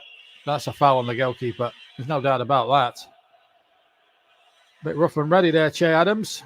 Went in with his arm, and the goalkeeper Hazard had both hands on the ball. So Mr. Webb, in that aspect, was absolutely 100% correct with that decision. Good decision from the referee. Here comes Nathan Teller now, but the flag is up for offside.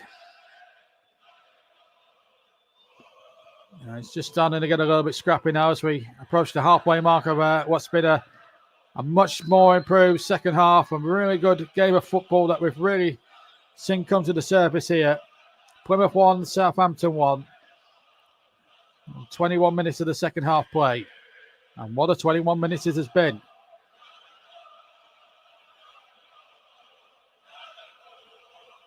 Here's number 6 now, Dan Scarr, getting it forward. And they're trying to get it away from their own penalty area. They were struggling a little bit there, Plymouth, to do that. And that's a good ball from Horton. But the ball's been lost again. And here's Stuart Armstrong picking it up for Southampton. Feeds Nathan Teller on the right-hand side. We're approaching the 67th minute here at Owen Park. And here's Armstrong, Adam Armstrong, trying to get on the end of that, but just too much venom on the through ball. So 67 minutes gone. We're halfway through the second half here at Home Park on the TC Hub and all platforms. Plymouth Argyle 1, Southampton 1. Good game now. Good second half this. We're really enjoying this. And we've got We've got a player down, stricken, injured at the moment. Still no 1-1 if you've just joined us.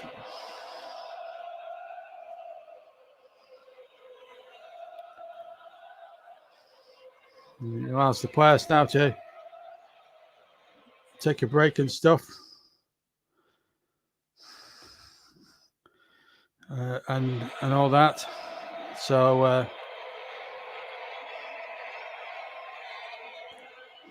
there's the drinks and stuff.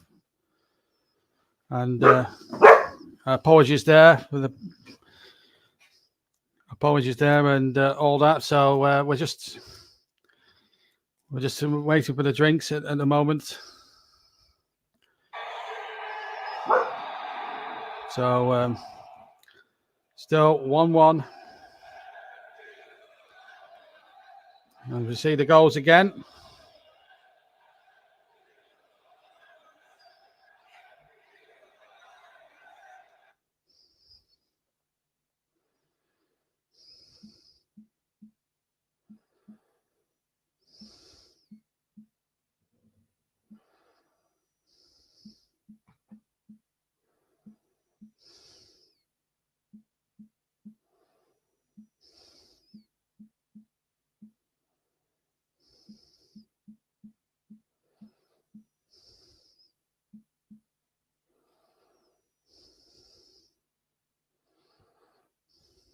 So still 1-1 as Miller now comes on. As Miller comes on for Kessler Hayden. As they're making changes now, left, right, and centre. Here, Plymouth Argyle, still 1-1. It's been a great game of football. Very enjoyable. Long ball over the top. And it's over the top here, and the ball knocked back once again. Still 1-1 in the score here as we go into the last 20 minutes, plus any injury and stoppage time.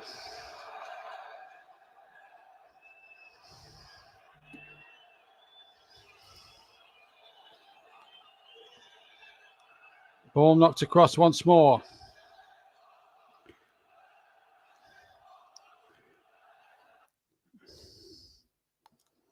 And still the ball coming away again. The ball threaded out towards the far side. And here's the ball played back again. And still it remains 1-1. And the ball now knocked back once again. And now here goes Adozie now on the ball. Adozie making a good break. And here's Armstrong. Armstrong back across the face. And it's wide of the target in the end. And it will be a goal kick to Plymouth Argyle. Still, it remains 1-1 as we now go into the final 20 minutes.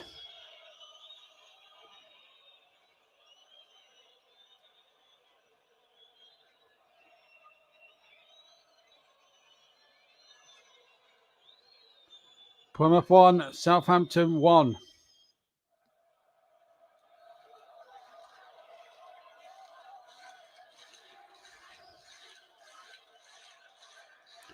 Number has been penalised. I do apologise if the crowd noises keep going off, but we will stay with you till the end now. We're inside the last 20 minutes here at Home Park. Southampton drawing 1-1 with Plymouth Argyle here in the Championship.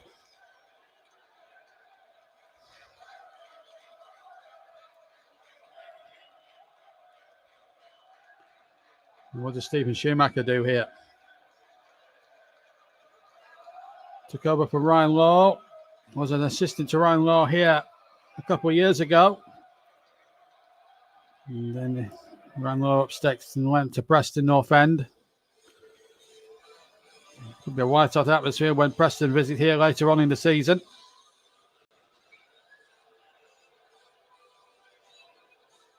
And the ball now threaded back to Connor Hazard, who's had a decent game. Game's just slightly come down a little bit in pace. It's been a good match. It's been a good watch. Been a really interesting match so far. And now the ball knocked away and out of play. It will be a throw. And still it remains 1-1. And it's a throw into Southampton. Still Southampton looking to score a second goal here.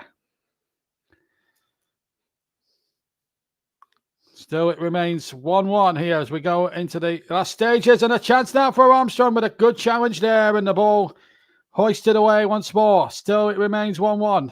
Now Hardy brings it away. And now it will break to Mumba. Mumba gets it down the line. And still, it remains 1-1. And I do apologise. It remains 1-1. There's a foul there by Manning. It's a free kick as we now go towards the final quarter hour. Yellow card for Ryan Manning, the former NK Dons man.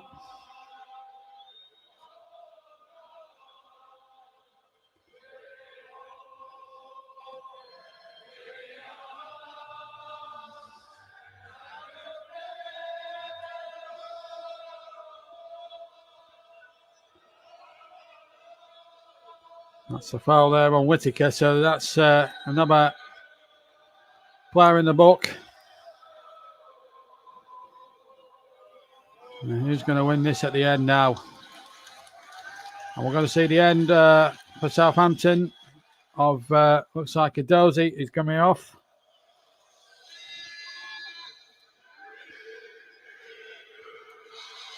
The intensifies here. So a Dozy off and Amiao is now on. As we now go into the closing stages of this second half.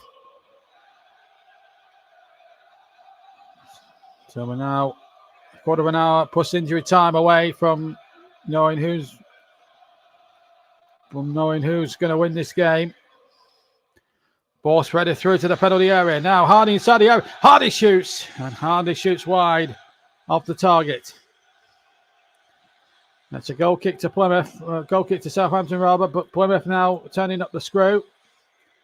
Remember last night it was evenly poised between Nottingham Forest and Sheffield United in the Premier League.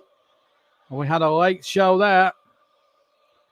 Will we get a similar outcome this afternoon, I wonder?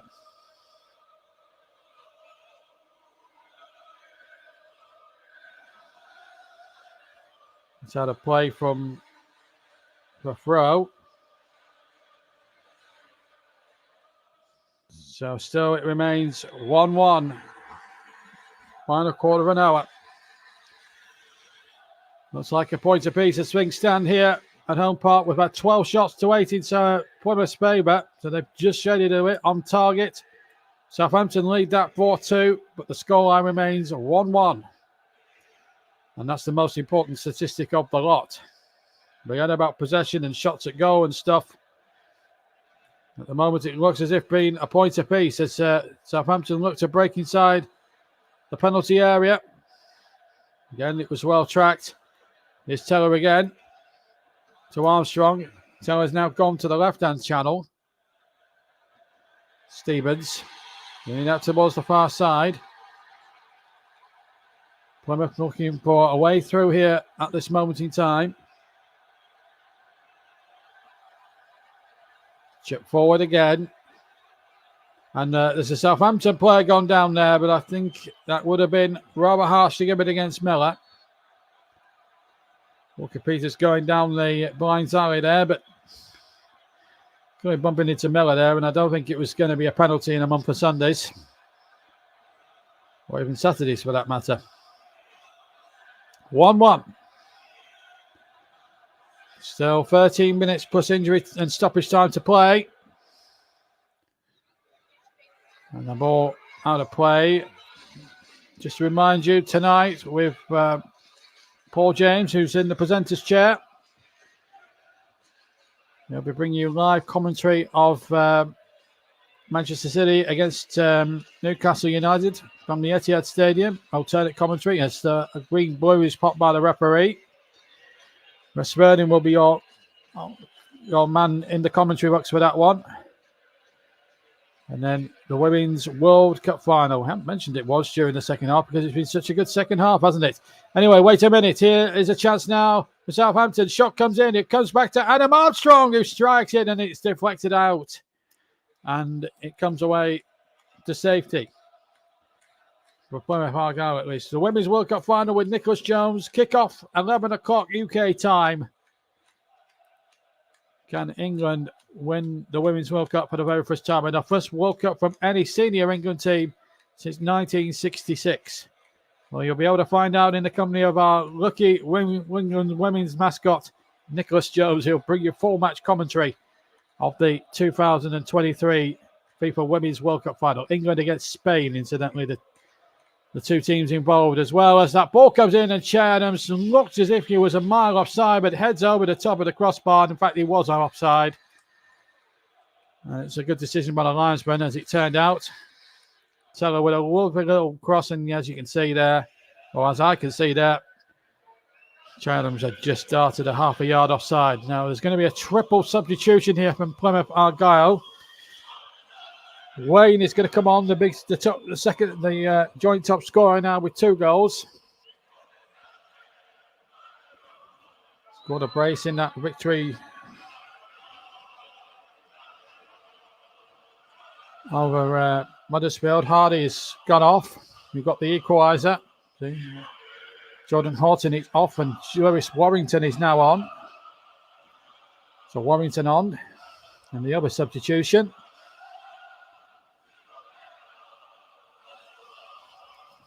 It's as follows. Ben Wayne is on for Ryan Hardy. We knew about that one. Still waiting on the confirmation of the third change.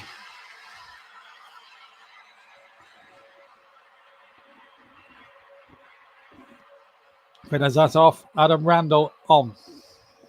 So there, all the confirmation of all 3 Plymouth Argyle changes. We're inside the last 10, almost inside the last 10 minutes here now. Played 80 minutes. And with great certainty, I have to say the second half has been a much better entertaining affair than the first half was. So that, as soon as we're finished in the Women's World Cup final, we're down to Villa Park. And we may now, if it goes to extra time, we may well go to split frequencies. So you may well hear the football elsewhere on other TCO frequencies. We'll let you know how that pans out, how we'll rock and roll with that one. Certainly our main event tomorrow morning will be the Women's World Cup final. So now 1-1. That looked a foul there. Indeed it was. Free kick. Foul given against Wayne there. The new man that's just come onto the field for Plymouth Argyle. Marched over. Number 24 there. Charles. A free kick. I think from 35 yards from goal. Bednarek having a word or two to say to David Webb.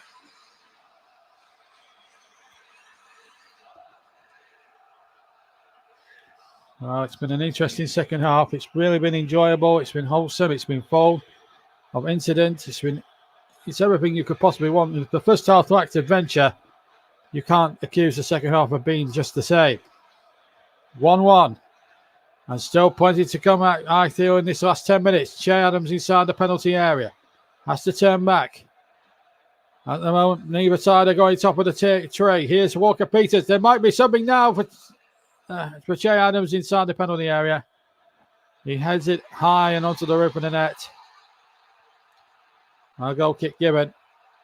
Nice sort of cross with Kyle Walker Peters, but I think in the end, a little deflection on Gibson. It comes up Gibson's head and then onto Che Adams' head. That's why the ball ends up on the roof of the net rather than in the back of it. Stuart Armstrong had a decent game. Hit the bar. And Joe Aribo comes on. I've got about 6 minutes to try and pick a player of the match from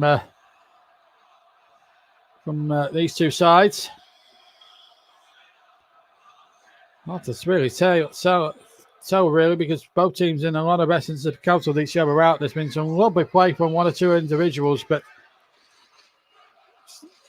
the disappointment for me has been the final product, certainly in the first half of that of the final third, and that's what is making the decision a very hard one. And the mistakes are plenty, and a free kick going against Plymouth there. To the dismay of their fans, it was against Warrington. And now there's a foul on Nathan Teller. I think he's been one of the better players. I have to say Mumba's looked good for Plymouth as well. That's just two of the candidates I've just mentioned there. Teller is he's a little bit injured as well. Hopefully he'll be all right to carry on. 83.5 minutes gone. It was the right ankle. He's grimacing with some amount of pain there.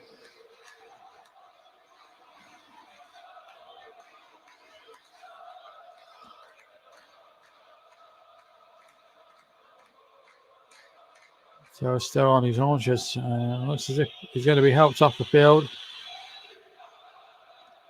He's hobbling. At least he's standing up and walking. Or in this case, hobbling off.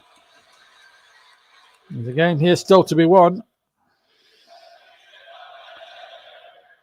At this moment in time, it looks like a point apiece. So Southampton for the moment anyway, down to 10 men. Adam Armstrong over this set piece. So to his right, Manning number 3. Could be Taylor for Manning with his left foot. I'll just have to wait and see.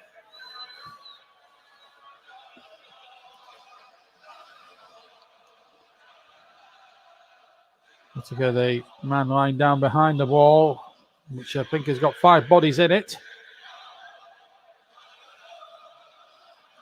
Correction 4. 4 and 1 behind line. It's going to be Stuart. It's going to be Adam Armstrong. What a good save! He went right through the wall, and the goalkeeper made a marvellous save. Connor Hazard. The wall split, and Hazard got a big left hand on it and tipped it away. Look at that wall disintegrate down the middle. It was almost costly there for Plymouth in more ways than one. Corner for Southampton, far side. Referee's called on Teller, and the ball's loose inside the area, and Adams and Armstrong were both in there and couldn't profit from it. Again, a bit of a miss there. Adams had a swipe. Teller didn't have a swipe. Teller was still coming on the field. There was 1 or 2 Saints players who had a swipe at it but couldn't apply the finishing touch, and Plymouth got off the hook twice there in about a minute. 4 minutes to go. Hazard gives it a big one bomb up the field. Only finds halfway though. Warrington dummies it, but only into the path of Southampton, who are now looking to win this game. Now they got the more likely winners out of the 2 teams you would fancy. But never discount Plymouth at your peril, because they're a decent side, especially here at home. And their home form is going to be crucial if they are to get their initial target, 50 points. That's the target that Stephen Schumacher will have had in mind at the start.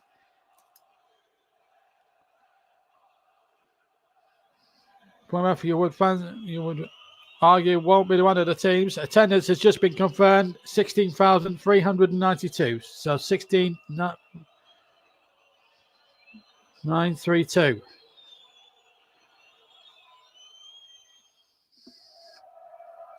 Crowd of Plymouth. 3 minutes to play.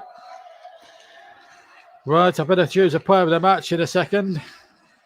Connor Hazard there. Let's watch this save from Connor Hazard. Sees it very late through that wall.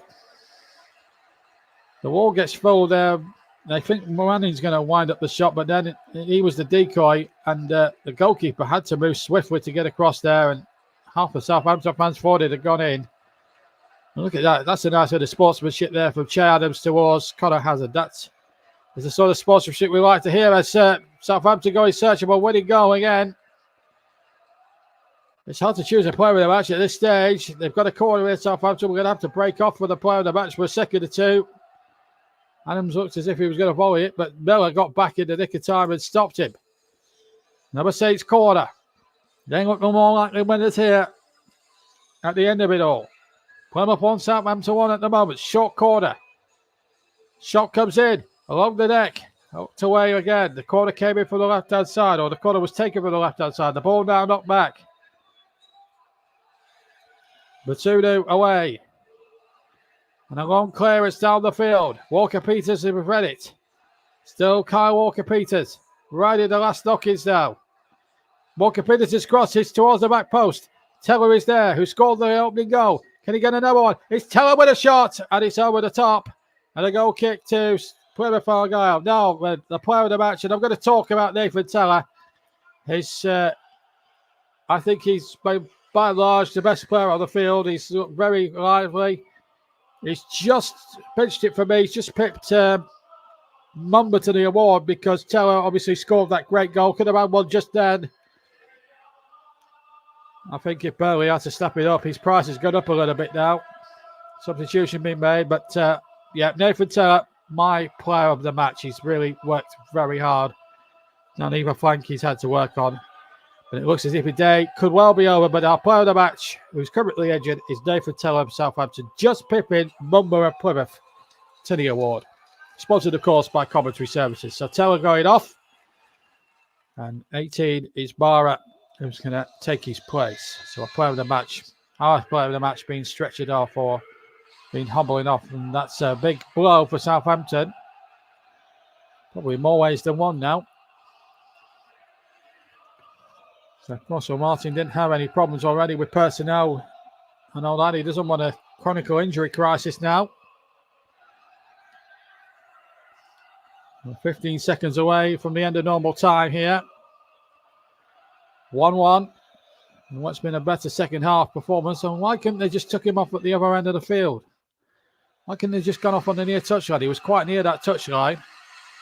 We're going to have 8 additional minutes. Well, it looks as if, in fact, we're going to have 9 additional minutes. It says 8 on our scoreboard caption on our monitors. But the fourth official, Tom Neal, has just shown 9. So I don't know what all that's about. It says 8 on our television caption.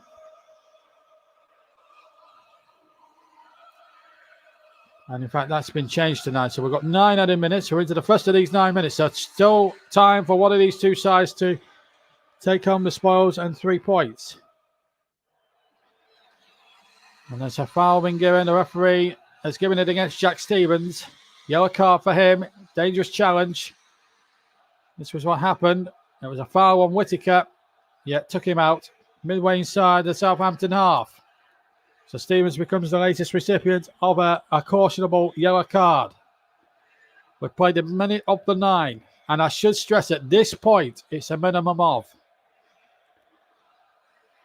We had 9 practically at the City Ground last night. And what a frantic finish there. Well, we see another frantic finish this afternoon at Home Park. Here comes the free kick, hoisted into the penalty area there by Randall, but it comes away once more, and it'll be a Plymouth throw. Mamu Adebayo making the clearance, and now Plymouth will feel that with 9 minutes of stoppage time, they've got every chance, and with Teller off the field, they've got every chance. Here's Whittaker now. He's had a decent game himself down the right-hand side. Whittaker now into the area. Whittaker shoots, and he nearly hit I think he might have hit the near post as well. I think he hits the right-hand post. Well, he takes on man in here, gets his shot away, and I'm not sure whether he hit the post or not. I'd like to see it from another angle. the angle we saw it from there didn't give a conclusive view whether that hit the post, but my gut feeling was he smashed that against the bottom of the right-hand near post. And if that's the case, both sides then have hit the woodwork in the second half as well, scored one each. Ball back with the goalkeeper. Here's Stevens. Manning. We're now going up towards the end now of what's been a compelling second half. A second half, really, that has ebbed and flowed almost like an FA Cup game, this. It's been very enjoyable to watch. And here they come again now. Marvin now gets his first touch, replacing Teller, of course. Our player of the match, of course, just to remind you. We've played 3 of the 9 minutes at the end of what's been a compelling game of football. Ball is ushered out. It will be a corner kick. And Ami Bayu wants to get on with it. Or Amiao, I think it's the pronunciation. I'm going to use his second part of his double barrel name now because we haven't got time for anything else. So it's just going to, because it's going to be a frantic end here. Both teams know a goal now will take them top of the league for at least a couple of hours. With all the other teams to play at 3 o'clock. The ball into the penalty area, flicked on again. Inside the area, header one. Oh, and surely a goal for Che Adams. He couldn't miss from 2 yards. And Southampton has stolen it right at the death. Che Adams with his 3rd of the season. Looks like it's stolen all 3 points for Russell Martin's men. And has been stand there going top of the championship for at least a couple of hours. It's tough on Plymouth, who have given their all and could have scored themselves a couple of minutes ago. But Che Adams has won it for Plymouth. The flag stayed down. It's touch and go where he was offside. The goalkeeper could only parry it into his path. It was a great save. Plymouth didn't get the first ball away or the second. The goalkeeper did well to even get a glove on the header for goalwards, which was by Adam Armstrong. It was a good header from Armstrong. It was a great save, but Che Adams, 2 yards out, with the defender Miller on the floor. He couldn't miss. And Southampton have stolen it right at the death. Hard to say whether that's offside or not. There will be debates whether that was offside. Oh, I think he's just level for me. I think that's perfectly a reasonable goal. And it's tough for Plymouth to take, I know, but I think looking at the evidence again, I think he's just onside. And the man who's courted by Everton has claimed his 3rd goal of the season. And it looks as if the Southampton are going back to the south coast, to Hampshire, with all 3 points. But still, remember, Plymouth conceded but then got back level. They have a free kick into the penalty area. It goes. So 2-1. We've played nearly 6 minutes of the 9. Still 3 minutes to go, remember. And it will be a tough one for Steven Schumacher to take, but there's plenty of positives that Plymouth can take even if they lose here today. Which results against the sides like Southampton that are going to define where they'll end up at the end of the season. They have to play the teams around them at the wrong end of the table to see if they can just make sure. But at the end of the day, it's a tough one for Plymouth to take. It's a tough one for Plymouth to take in all sorts of different reasons. So 2-1 still as we go into the 6th minute of 9. What a finish this has been. Fantastic performance this has really been. And it really is tough on Plymouth because they've really given it their best shot today. But when you don't take your chances, the one coming back off the post really was the one, but the flag was quite rightly not raised when the ball was played in. And we've got 1 minute, we've got a couple of minutes to go. Remember, 9 minutes we're adding, and I should stress a minimum of. And here's Stevens at the back, trying to make inroads again. The ball knocked forward. And once again, Once again, the ball absolutely not forward once again. And here comes Adam Armstrong. What a finish it has been to this game of football. We've really enjoyed ourselves here at Home Park this afternoon. It's been a terrific game of football. Played in a very good spirit. Played in,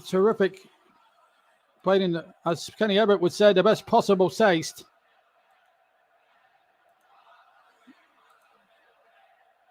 But at the end of it all, it looks as if it's going to be Southampton getting all 3 points now come the end of this one.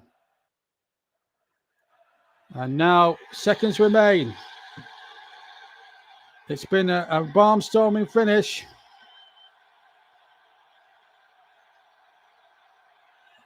And here comes Armstrong over to the far side. Just 1 minute and 9 remains. And the shot come in. It's straight into the arms of the goalkeeper. So we've got about 50 seconds to go. And Charles with the effort. But I have to say Plymouth have played their part in a truly stupendous game of football. But it looks like Southampton are going to get all the spoils here. But can Plymouth equalise in the last seconds? They've got 30 seconds to go. And now Whittaker wins a free kick right at the end. This is going to be the last swing now for Plymouth Argyle. Been a great game, great second half, but it looks as if it's going to end in defeat, possibly for Plymouth Argyle. This is the last chance. 4 seconds of the stoppage time to go. This is the last swing. Out comes the keeper. Decisive punch. Still not away yet. Miller picks it up. They'll play on now until the end of this attack. The ball knocked it back across. Can Plymouth score right to the death? They're still in possession. Here comes the shot coming in. Still not away yet. Chance inside the area. And it won't break. And it's out for a corner. And we play on. Adam Armstrong, the striker. Doing some defensive work there. Whittaker trying to get the shot away, and then in the end, Randall just couldn't get it out from under his feet as he drove into the area. We play 30 seconds over the 9 minutes. Now the goalkeeper's forward. Hazard, can he cause some haphazardness in that Southampton defence? The ball is towards the penalty area. The keeper well out of his goal. Still we play on. We're coming up towards 10 minutes of stoppage time played. The goalkeeper again with a fist away. And surely that must be that now. But the throw has been given. Referee checks his watch. And still we play on. Can Plymouth pull up a late show here at the end of it all? Into the area it goes. And that should be that now. And there is the final whistle. After 10 minutes of added on time. Nathan Tiller scoring the opening goal after 49 minutes. 2 minutes later, Hardy had equalised. But then the winning goal, 3 minutes into stoppage time from Che Adams, deciding it all. What a finish, Nicholas, to what was a terrific second half of real proper championship football. Much better than that, what we expected. And it's finished here at Home Park. Plymouth 1, Southampton 2. Thanks, JB. Southampton may have won, but Plymouth kept the score down. They did really well. They did really well against a side ranked higher than them. And as JB says, Southampton now lead the championship, albeit temporarily,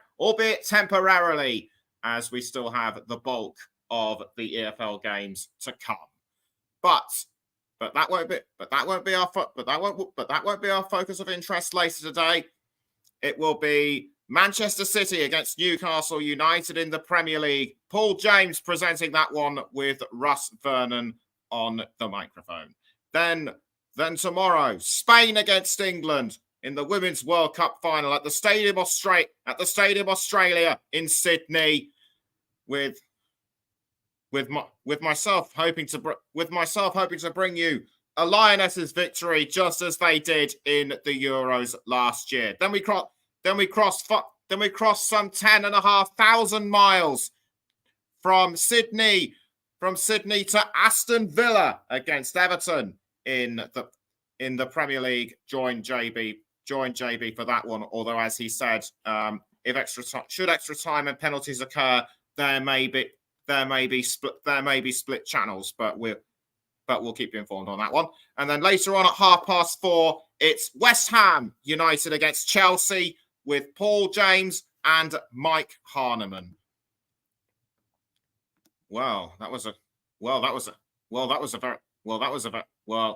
a very cagey first half to an action-packed second half. It all led to an action-packed second half. Plymouth, and as I mentioned at the top of the show, Plymouth Argyle started well, but will they be able to keep hold of their momentum going forward in the weeks to come? We shall see throughout the championship. That's all from us. And until